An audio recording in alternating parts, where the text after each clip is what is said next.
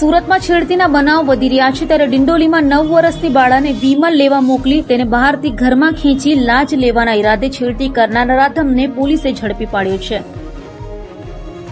સુરતમાં વારંવાર માસૂમ બાળાઓ પર નરાધમો નજર બગાડતા હોવાના બનાવો સામે આવી રહ્યા છે ત્યારે ડિંડોલીમાં ટ્યુશન જતી બાળકી સાથે છેડતીનો બનાવ બન્યો હતો। 9 વર્ષની બાળાને વિમલ લેવા મોકલી તેને બહારથી ઘરમાં ખેંચી લાજ લેવાના ઈરાદે છેડતી કરાઈ હતી।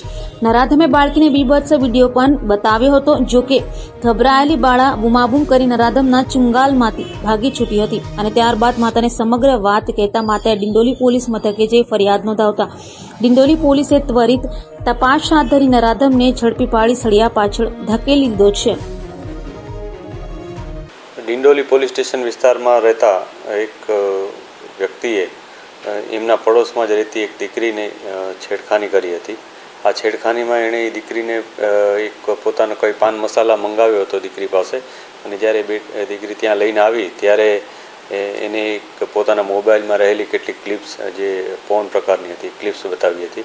આ ઉપરાંત એને છેડખાની પણ ત્યાં કરી હતી, પરંતુ આ દીકરી ત્યાંથી ગભરાઈ જતાં ત્યાં ભાગવાની તેણે કોશિશ કરી હતી। તો ભાગતી એ દરમિયાન આ વ્યક્તિએ એને ધમકી પણ આપી હતી કે જો પોતાની વાત કોઈને કહેશે તો એને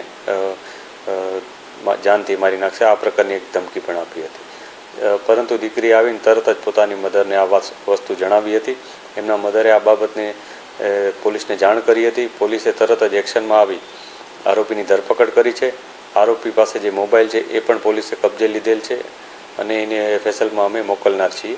આ બાબતને લઈને પોલીસે જે ગુનો નોંધ્યો છે એમાં BNSની કલમ 75(1) 351 આ ઉપરાંત પોક્સોની કલમો ઉમેરી અને ગુનો દાખલ કરવામાં આવેલ છે।